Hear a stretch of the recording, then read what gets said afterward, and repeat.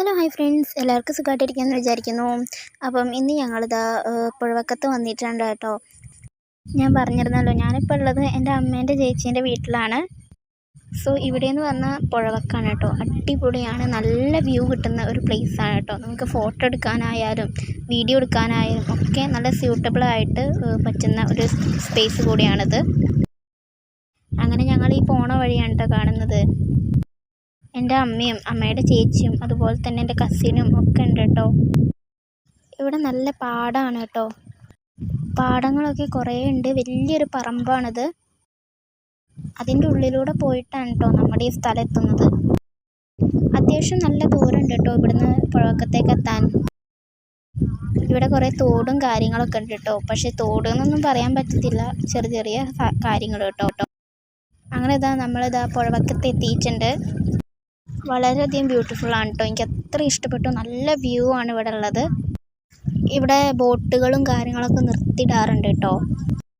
അപ്പം ഞാനങ്ങനെ ഇങ്ങനെ നടക്കുകയാണ് കേട്ടോ. വെറുതെ ഇങ്ങനെ നടക്കുമ്പോൾ ഇങ്ങനെ വീഡിയോ എടുക്കുന്നതൊക്കെ ഒരു രസമല്ലേ, അങ്ങനെ ഞാൻ വീഡിയോ എടുത്തതാണേ.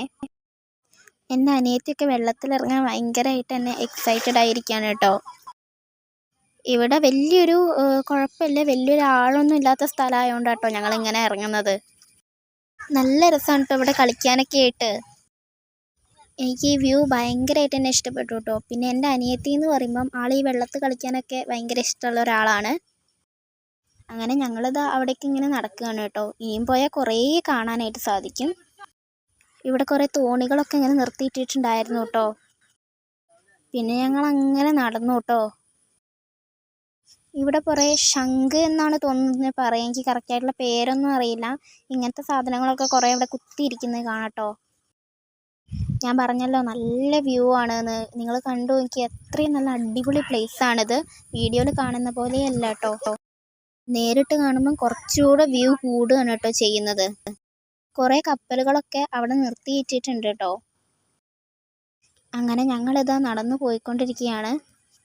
ഞങ്ങൾക്ക് തോണി കയറി സഞ്ചരിക്കണം എന്നൊക്കെ ഉണ്ടായിരുന്നു കേട്ടോ. പിന്നെ ഞങ്ങൾ വേണ്ടാന്ന് വിചാരിച്ചു. മഴക്കാലമായതുകൊണ്ട് തന്നെ വെള്ളം നന്നായിട്ട് തന്നെ കൂടിയിട്ടുണ്ടായിരുന്നു കേട്ടോ. പുഴയുടെ സൈഡ് ഭാഗത്തൊക്കെ ആയിട്ട് തന്നെ നല്ലൊരു ഊഞ്ഞാലൊക്കെ ഉണ്ടായിരുന്നു കേട്ടോ. അതിലിരുന്ന് ആടാനൊക്കെ നല്ല സുഖമാണ്. ഇതെൻ്റെ കസിനാണ് കേട്ടോ. അങ്ങനെ ഞങ്ങളെല്ലാവരും പാടെ വെള്ളത്തിലൊക്കെ ഇറങ്ങി. നല്ല രസമുണ്ടായിരുന്നു കേട്ടോ. നല്ല ഒഴുക്കുണ്ട് കേട്ടോ വെള്ളം. പിന്നെ ഞാൻ ഒറ്റക്കൊരു സൈഡിൽ പോയിരുന്നിട്ട് വേറൊരു ഊഞ്ഞാലിലാടി കേട്ടോ. അതൊക്കെ ഒരു വൈബല്ലേ. അങ്ങനെ ഞാൻ കുറേ നേരം അതിന്മേലിരുന്നു കേട്ടോ. സോ ടൈം പോയതേ അറിഞ്ഞിട്ടുണ്ടായിരുന്നില്ല. പിന്നെ എൻ്റെ അമ്മയും ഇതേപോലെ തന്നെ ഊഞ്ഞാലാടിയിട്ടുണ്ടായിരുന്നു കേട്ടോ. അമ്മക്ക്